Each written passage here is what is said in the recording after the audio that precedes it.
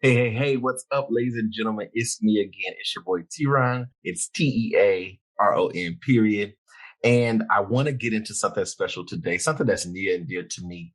A lot of you who have kept up with me since day one, I have a few riders out there, few people who listen that I know have been rocking with me since like 2013, 2012 and on. A part of my creative buildup is that I've gone through and I've been able to publish poetry and publish novels and so on. And so writing and poetry specifically is a huge part of where I started and what kind of makes me today.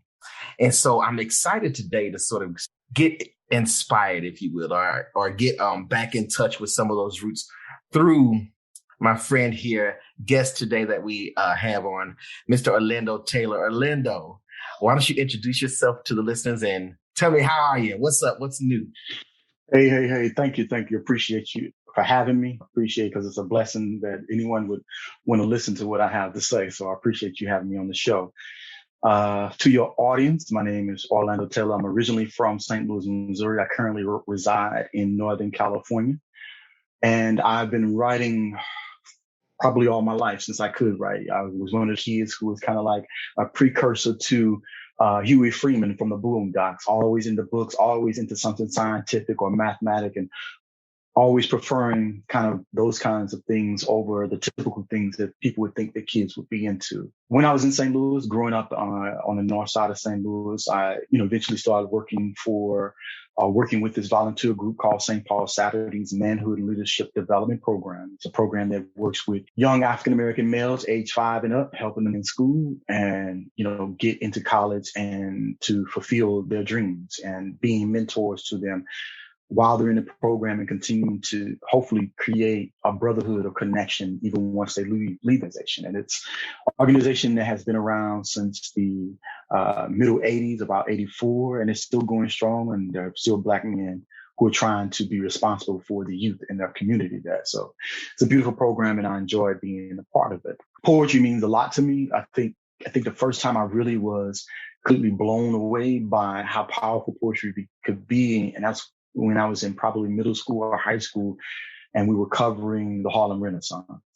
And so I had not been exposed to so many poets and writers who wrote, from a perspective where it reflected Blackness, reflected African culture, reflected the Black experience so succinctly, in the United States. So I was blown away, and I think that stayed with me, and and encouraged me to write, because I can remember as a kid, I was like this voracious reader, and my mom was concerned because she was trying to just make sure, as any parent, make sure your kids read those things that are appropriate. And so at a certain time, she was like, she ended up signing for me to get an adult library card. You know what's interesting? I find that people who were avid readers when they were younger Mm-hmm. tend to skew towards at some point reading more mature, not mature content, but more I guess that's what I mean, I guess.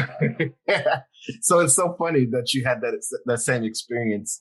I remember growing up when we would do, I don't know if you all had this in that area, but growing up we had the accelerated reader program. Do you remember? Yeah, yeah, Okay. stuff like that. Yes. So I was always like, they would have these school-wide competitions, right? So it was elementary and middle school basically within the same campus, and they basically had like a school-wide reading program that they would do every year. And so even though I was one of the younger kids, I was always at the top, to the point that they just stopped allowing me to even like be in the thing because they felt like it was unfair to the other kids. Because I was like, I'm reading my shit. I'm reading. I think that's awesome. I think that's good. So growing up, so your mother basically realized that that was something that you were into, and Yeah, basically was like, here, it's inevitable. Better for him to be in those books, so we may as well let him read. exactly. So I think that's where she was. Well, she felt like if he's just reading, that I'm more less concerned about his activities as long as he's reading. But she was concerned with making sure he's reading things that are appropriate for his age. And, as anybody, as kids, you're going to read whatever you find and whatever you want to read, whether your parents know or not. So I was just Right. thankful I was just thankful she was standing and work with me. Yeah, I was probably like the one kid that read some of the articles that when I snuck to get the Playboy magazine. So Oh, gotcha. Yeah. Exactly. Right. nobody Yes, reads those, but I was like, oh, let's right. see who's No, she. yes, I was actually reading the article in there, believe it or not. Right. But so at what point, because it sounds like academics would be a huge part of your upbringing, or something that was a seed that was watered, if you will, because you said Yeah, I that you think so. eventually, you eventually started like mentoring, but at what was in between that? At what point, like, do you think that was something that was instilled in you and that's why you wanted to pass that on to other youth, or how did that journey sort of come about? I think because of the era at that time, when I first started working with the organization in the early 90s, we mentioned a little bit earlier, is just how the Black community was being, I guess, bludgeoned by AIDS epidemic as well as by crack, sales in the Black community. And it left a lot to be done. It left a lot of addiction, and I believe that during that era, it felt like there was a concerted effort to devalue educated Black men. Even within the Black community, because there was this feeling I felt like, well, you don't need school if you can make money selling drugs. And I felt like that was a theme for a decade with unfortunately, a lot of our young brothers. And, that they could have this successful life that America keeps denying them through the drug culture. And I think being a reader, I came across books by the brother, Dr. Jawanza Kunjufu, things like the destruction, of the young males, and and how important it is to get them at certain ages to build them up, to make sure that they are not being told differently about who they are from media and just mainstream ideas about Blackness and Black men. And so I think those are the things that were kind of like coming at me at that time. I felt like, I think you had this responsibility from that era that we were responsible for each other coming out of the 60s and 70s, and those movements and those ideas that were, being thrown around and grown within our community. And I think that stayed with me. And I think that's the reason why by the time I was of age myself in my early 20s, that, I said, I can't just simply be successful myself, to be looking out for other people too. Yeah. Nowadays everybody's like focused on their own thing, and we forget to really give support to the youth in the way that we really can, especially now that we're sort of being a bit more enlightened about things that maybe previous generations, did that didn't work, or things that we are unlearning, if you will. Yeah. And I think that it's important, now more than ever to really keep plugging away at that and keep Yeah, I agree with you. 'Cause I think at a certain point, it felt like, when I look back on it, it felt like, I think sometimes there was certain groups of us that maybe said, I felt like we had arrived. And I think we basically pulled our foot off the gas a bit when we should have kept it on the gas. And I think that's what we're seeing now. This kind of like, I think we were talking before we came on, just how, there's a number of different podcasts and discussions that are happening virtually for Black men to kind of tap in and discuss feelings and discuss what it means to really be a Black male, and to throw away some of these ideas that we've been given and that we can constantly fail at because they weren't really meant for us. And so you have to unlearn and kind of leave and unlearn the bad stuff and relearn what you kind of like either thrown away or what you didn't get the first time. And I think that's what's happening. I really do. now moving forward. So you were able to, put time and energy into helping the youth, but you're no longer in St. Louis, right? Right. Correct. Where are you about today? I'm in Northern California. I'm south of Sacramento in Stockton Point. And so here, it reminds me a lot of St. Louis, but at the same time, it's different, because it's the West Coast. So, but I love California. I love the weather here. And honestly, I feel like I've been most creative here than any place in the country. what prompted the move? I mean, you don't have to answer that if it's, but better question would be how long have you been on the West Coast? I've been on the West Coast for about 12 years now. And the reason why I moved was just, I mean, I was living in Texas and with the Midwest, and the Midwest basically is we call it the Mid South. So it's a lot of toxicity politically, socio-politically around Blackness, around issues around gender, as well as sexual orientation. At a certain point, I think you get tired of telling you no when you know that no is not the answer that you should be getting. And so you just have to, in some cases, you have to pick up, and our people have a history of migrating throughout this country, throughout the world. I mean, we have these stories now recently coming from the South and Central America. You've had Africans who had migrated, after earthquakes in Haiti, over 10 years ago, are now trying to migrate further, north because they are, through the South and Central America because they're going through various issues of persecution within South American and Central American countries. So our people have never had a problem of picking up and going where, at least going to where we're not told you're not wanted and told that you don't belong. Hey, look, I think honestly, geography is as important to like a successful outcome as like education.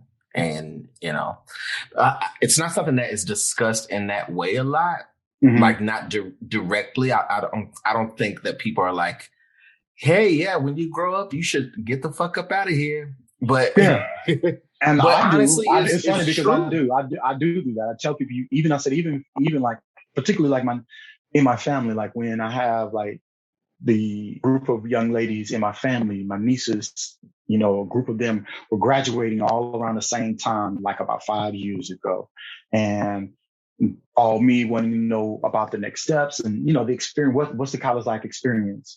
And I've encouraged them to go away to school, to go into places where you will be unfamiliar, where it'll force you to learn, because not only you're learning in those places, you're also learning yourself, and your interactions in those places will inform you not only about those people, but it also inform you about you and what you're capable of and your limits in various ways, or the limits that you don't have in other ways. And so they took it to heed and they all went away to school, and they went, even if it was just hours away, I felt it was better you be hours away than 15 minutes away. So that you're forced to stretch yourself to grow. And I think, like I said, I think it's extremely important. My experience, I went away I grew up in a predominantly Black environment, education wise, as well as community. But I chose to go to, at the time, I had some elders who also encouraged me to go to schools that were predominantly white so that you can learn and see what that feels like to be in an environment where you're going to be challenged based on simply because of your Blackness. And these days, I can understand that particular thought process, but I look at it this way: it's nothing better than around people who view you as not being a problem, but as somebody who's a valued part of the community. And you learn from those people, and you learn how to take part in making that community better. Experiences in another region, even though Black folks are similar in various ways throughout various communities in the United States, we both know that they're not exactly same from one state to state, And so if I had to do it all over again, I would have went to an HBCU type, because it was a good, positive experience to be in an environment where everyone isn't being encouraged and encouraging you to be the most successful you can as a Black person. And I think that is important. This whole, I'm not Black, I'm an American citizen. Well, this country has never seen you as an American citizen. Right. And it's one of those things, it's like, two things can be true. Well, right. Correct. I totally like, if I could go back, I definitely would go to like Howard or something. Yes, I would. Yes. Like, yeah. But I honestly, for me, as I got older, and it's like, as I, still pretty young, but as I'm getting older, I'm always thinking about what changed. So like growing up, as far as academics go, I was always able to excel, right? I never had any issue academically on paper. I would get bored at school a lot, which would cause a problem. But I was never fully challenged in the way that I could be in that fashion. As I got older, I got more and more bored with school, and there was never anyone around that knew what to do with it. And I think a lot of it Mm-hmm. had to do with where I was. And also it had to do, with the environment. If the people around you are the people who are nurturing you have no concept or no idea of what would be best for you, or it's something that they're not used to, they don't know of any of the resources, then it's very, what's the word, I don't know, but it holds you back. Right. You're never able to fully grow in the way that you would want to, honestly. And in the moment, if you're just a kid who is doing well in areas, but you're not really being challenged, or you're not really being ushered into the greatest part of you, you don't realize it until you're older and you kind of look back on it. You don't realize it in the thick of it, because at that point, when you constantly being told, to slow down, or, hey, everybody's not reading as fast as you, you're constantly getting these things Right. Yeah. that Yeah. you try to fit into that. You try to be like, okay, let me get smaller so I'm not offending people, or not, standing out too much. I don't know. But I feel like it happened for me, Yeah. You muted which yourself. sucks. That's Definitely. what they call it. Yeah. And I it's funny because it's interesting because I've had some conversations with my nephew who's been reading the book, and because he called me this morning, he was like, I've been reading the book and I wanted to call you about this one poem in the book. And I wanted to see what you was thinking, blah, blah, blah.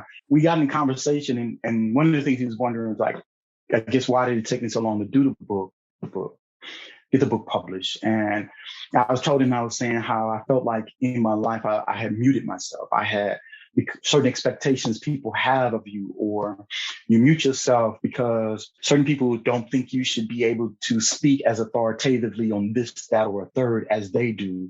Or honestly, in some case, you're not as prolific as the next person simply because you're not cisgender. You know what I'm saying? And Right. so I had to, I remember from Lauryn Hill's second album, her Unplugged album, where she talked about when she had that song Rebel, she had to redo that poem because every time when she originally wrote it, she kept taking away from it and making it less powerful because she was afraid of what people would think if she said it exactly how it needed to be said.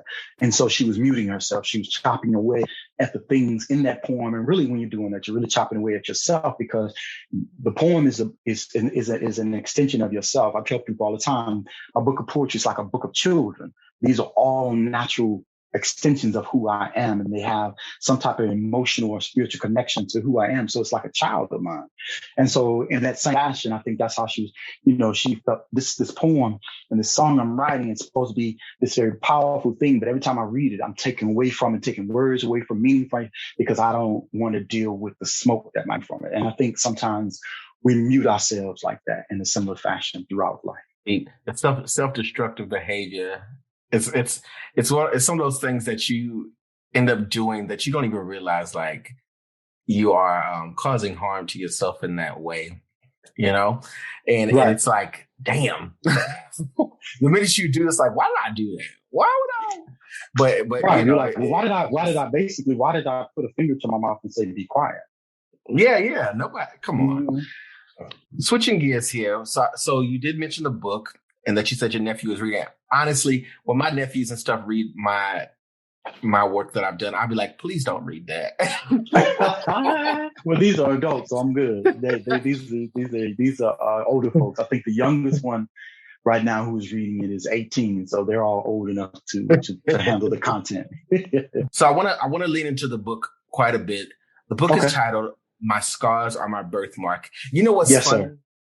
You know what's funny? I should have mentioned this to you before. Go ahead. It's funny, like how the universe just aligns things. So I kid you not. So my birthmark, I have almost a heart-shaped birthmark on my back right shoulder, if you will.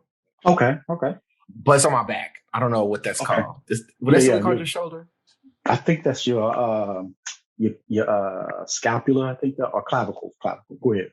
No, not my clavicle. It's on the front. The clavicle's on the front of you. Front. Okay. I know what you mean, though. I know Yeah. the piece you're talking about is that piece that's kind of like to the right of your spine that leads into your shoulder. Yeah, it's like if you had wings, that's where they would be at.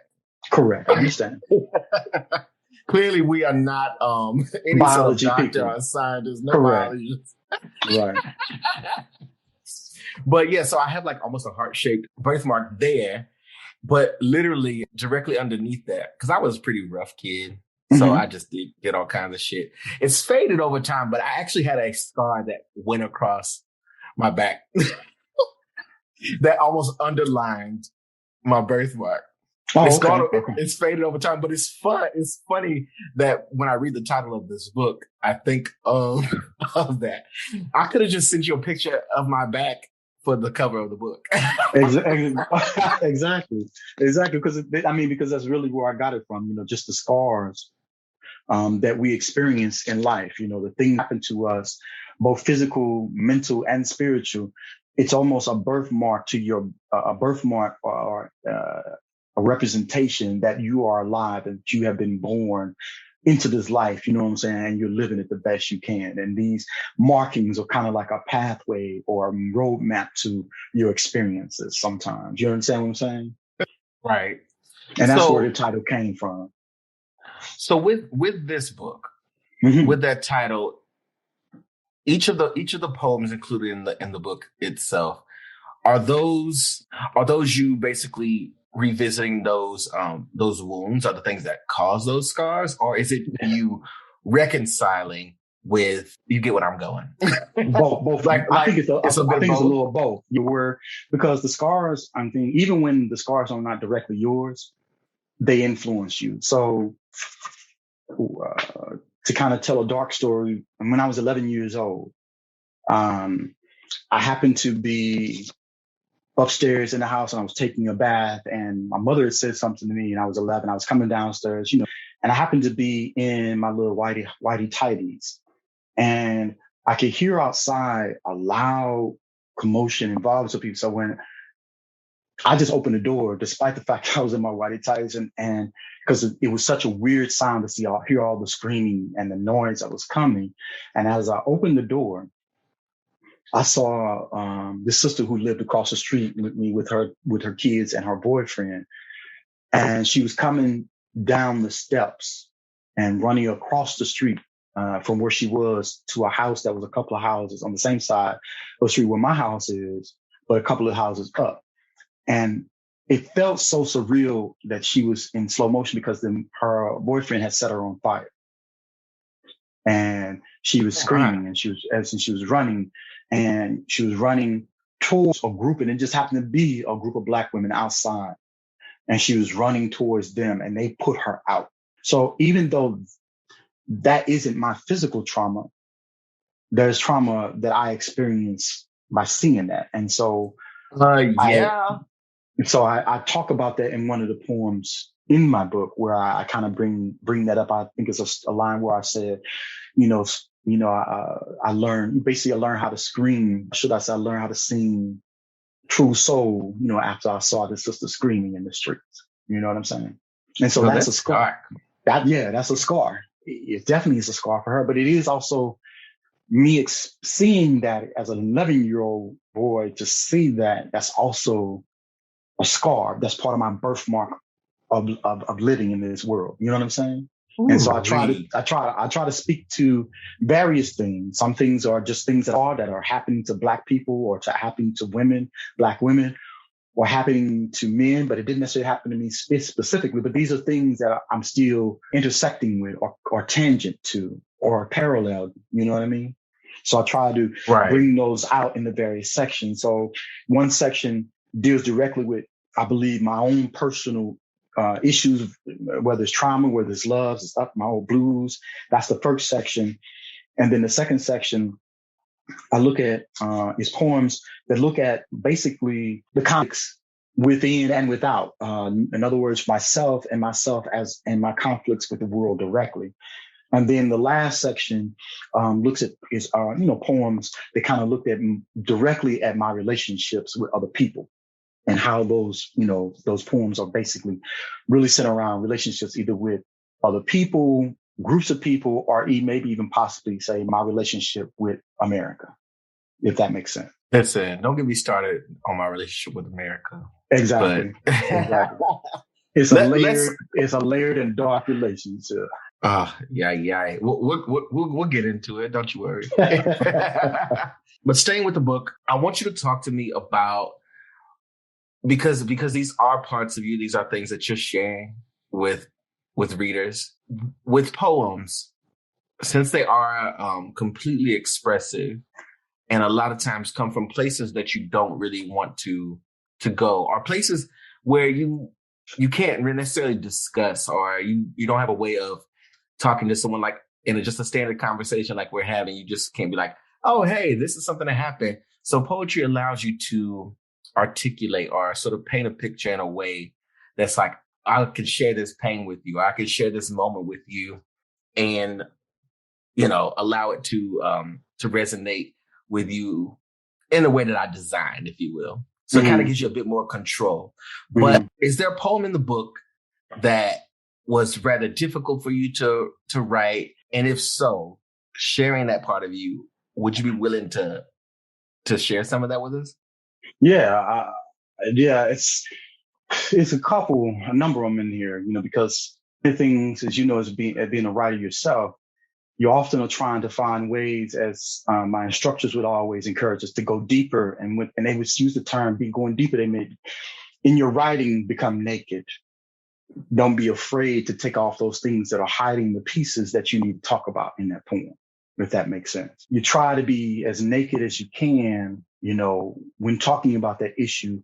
And, back to Lauryn Hill, where you're not capitulating on the content or the critique it might be given. So, and that particular poem, I would say probably is a poem I wrote called "Drug Dealer Bullshit," because of the effect of the. Go ahead. I'm sorry. It's called? Say the title again. It's called "Drug Dealer Bullshit," and the reason why I wrote that poem. Hold on, Orlando. We don't cuss on this motherfucking podcast, okay? No, I'm kidding. Go ahead.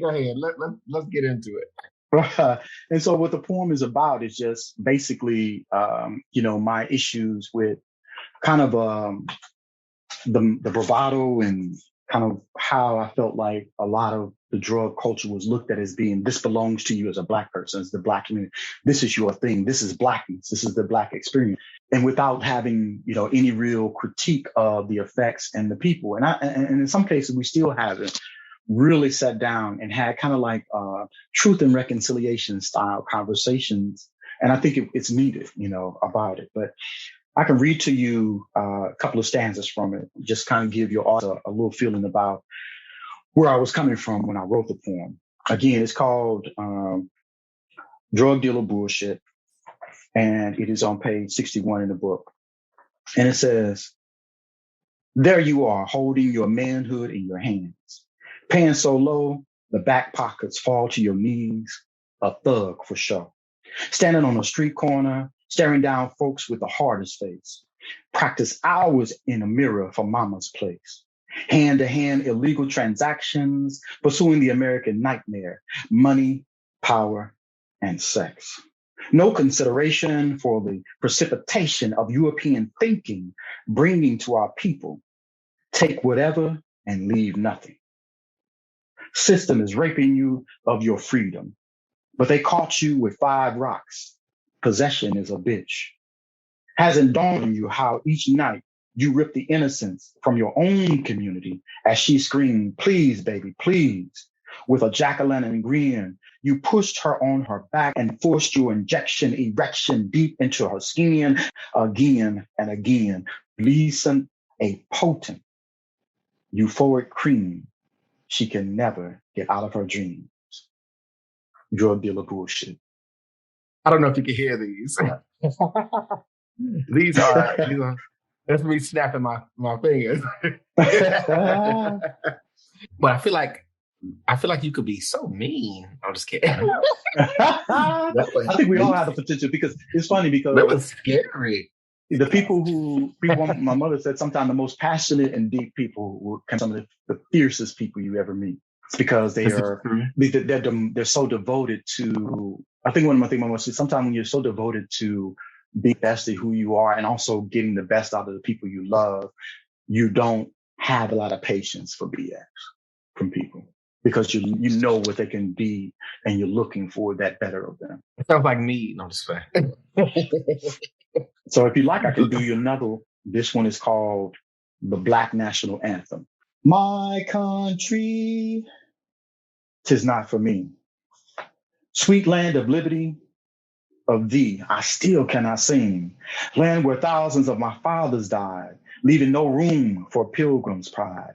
Kidnapped in broad daylight, open sewing my neck, crisscrossing scars on my back, document the chaotic American dream. Across the Southern Compromise, beaten with a book to break the segregation threshold from every mountainside. Freedom is ringing, but 'tis not for me. Of thee, I still cannot sing. Orlando, these people get on my nerves too. Yes, yes, sir. Let me tell you, I want to thank you for sharing those with us because you definitely didn't have to. You definitely didn't have to make it that real for us on the podcast today. But since we're there, yes, sir. Since we're there, yeah. I wanted to try and make it as real as possible because these are things, the conversations we need to be unafraid to have with each other and with this country. And I think it's time, actually past time. You know, as the days go on and really as I've been leaning into this program, as far as the podcast goes, talking to so many different types of individuals from so many different backgrounds within the diaspora and just globally, I find myself planning my escape. And I'm just like, I feel like one day, maybe sooner than later. I think so. I think I'm gonna be living somewhere else. I don't know where it's at yet, y'all, but I think that there's a strong part of me that is gonna make the podcast completely international in that way. Yes, sir. And I think as the old folks used to say, whatsoever you go, wheresoever you go, make sure wherever you go, you do not arrive as a minority in that new place. You understand what I'm saying? The point I'm making? Mm-hmm. Yeah. Because I think there's a lot of talk in this country amongst African-American people or Africans, however you want to look at us, stolen Africans, that we are looking back at Africa. We're looking to Africa for a way, not necessarily to come and save us, but what we're looking, I know a number of people are looking for a place where they can save themselves and also where they feel they can honestly help our people and not be looked at as something as a negative and not be looked at as something as an other, not be looked down upon as something that doesn't belong. And so you've had countries, the vast majority of us in this hemisphere a lot of us come from the West African, societies like Gaul, Mali, Nigeria, of course, Ghana, Benin and Togo, Mauritania. Most of our DNA is on that side. But there are other countries on the continent that are looking for African Americans and African people in the diaspora to come and help build, countries like Botswana, countries like Angola, South Africa, Namibia, even to a certain degree, Tanzania with its issues. The new president, she's looking for ways to improve the relationships with Tanzania, not only with Tanzanians in the diaspora, but also to bring non-Tanzanians, just Africans in the diaspora to the country to help bring your ideas, to bring your education, to bring your experience, to teach, to share, and help, create other industries where it's because that's where Europe is going. Europe is going, as you know, to Africa for all the resources. Things such as cocoa, Ghana has decided they will no longer simply ship cocoa abroad. They ended their relationship with Switzerland on that level earlier. I think it was either late last year, or earlier this year. And so now they're like, you can buy chocolate, but you will be buying not the actual raw cocoa from the ground. You're going to buy refined chocolate from, then you can do whatever you want with it after that, because they knew they're getting the least of it. They export, cocoa for next to nothing, and then they have to buy chocolate at expensive prices from Europe. And so that's kind of like an indication to me that a lot of these countries are trying to find ways to be less dependent on Europeans and European ideas and be more dependent on the African continent and African idea of who we are. And so what you're thinking is right in line with what's happening in the world right now. Listen, I'm out. I'm telling you. I'm telling you. Yes, I understand. It's a lot. We've been through a lot. I think that overall, I just have to have the experience. I tell people all the time, the world is so big, and oftentimes we think about large goals, or we think about things we want to do, but we don't even consider other parts of the world just because of how America has positioned itself. People often think, America and then everything else, right? But it's like there's so much out there, so much more options for you. I was having a conversation with one friend, and we often talk about, traveling and being expats. We don't mind because we're both young and we don't have kids. Right. and we have room to like do whatever we want with the capacity. Ourselves. Yeah, the capacity. And so it's like I'm often thinking about like, okay, where can we go? We could be somewhere for a year and go to somewhere else. Like the world's just too big. It's just way too freaking big. And we were having a conversation though. We were talking about credit, right? And how so many people are stressed out in America, trying to build their credit, get that perfect credit score and this, that, and the other. Right. Yeah. So we're talking about credit, and how people are like, oh, doing everything to get their credit score up. There's so many apps and so many things. So it's like, you gotta have your credit right so you can get a loan for a mortgage for a house, right? It's so much. And then you go and you pay for the house for 15, 20 years, maybe longer. You own the house, but then you paying property taxes on the house that you own. Right. You never really own it. Correct. And so you talk to people from other places, and they're like, you try to explain to them the concept of, oh yeah, no, it's my house I own, but I'm just paying taxes on it. Like, what do you mean? What do you mean? Well, because you go to these other places, yeah, and it's like if you buy something and you own that thing, guess what?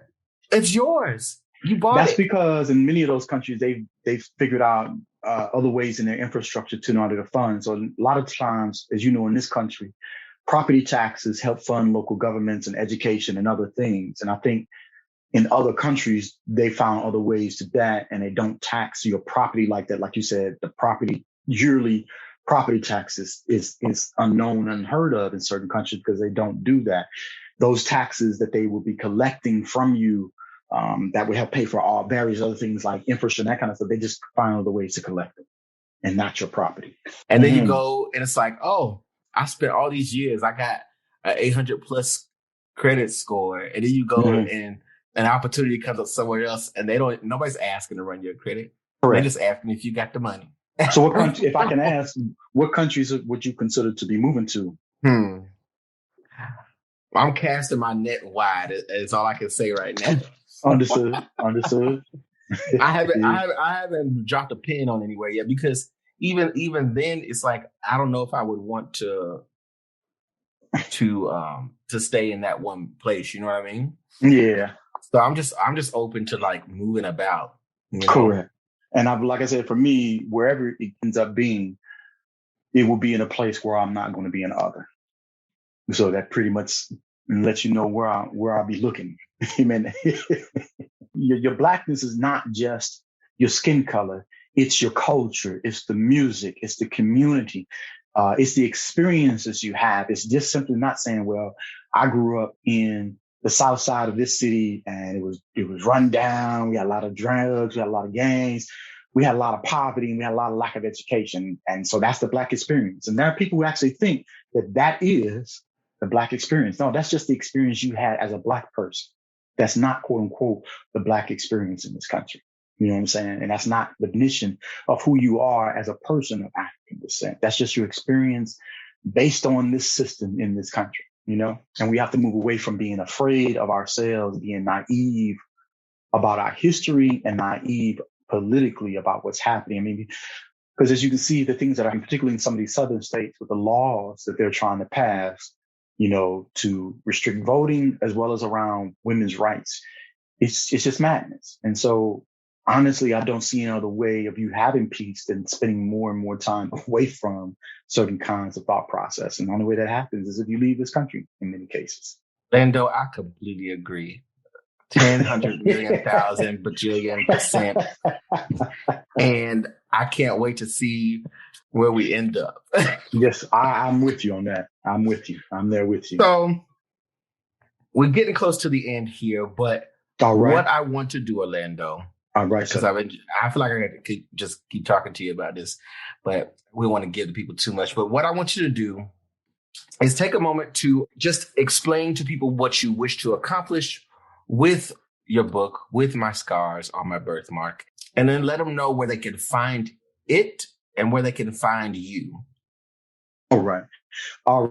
So I'm trying to accomplish with this, not only just simply being cathartic for me and talking about whatever issues are in any particular poem, but I'm also trying to spark conversations in our community, spark conversations amongst Black men and Black women, and for the community to look at itself that, yeah, we might have damages, but that doesn't mean we are a broken people.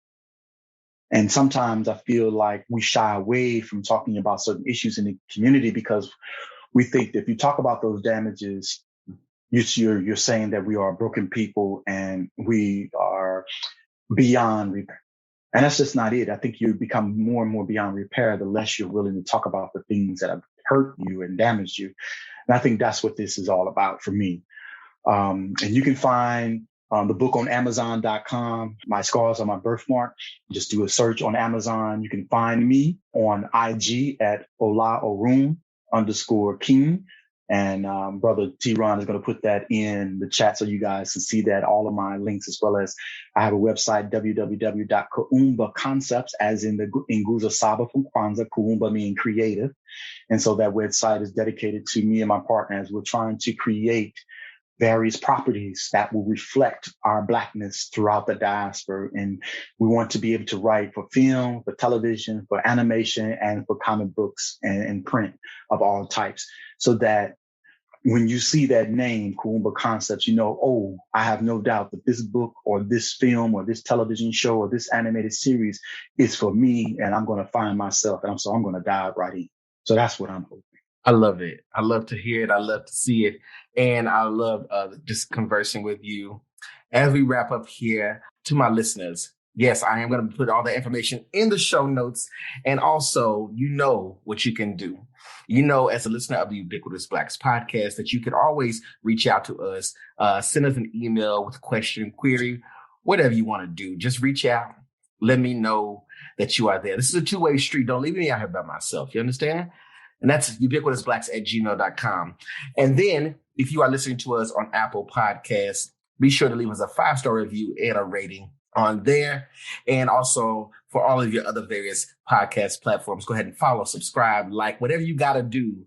That's the easiest way for you to support this program. And also, it's free. It don't cost you anything. Okay? So whether you're Black in Botswana or Black in Northern California, remember, we are Black everywhere. Everywhere.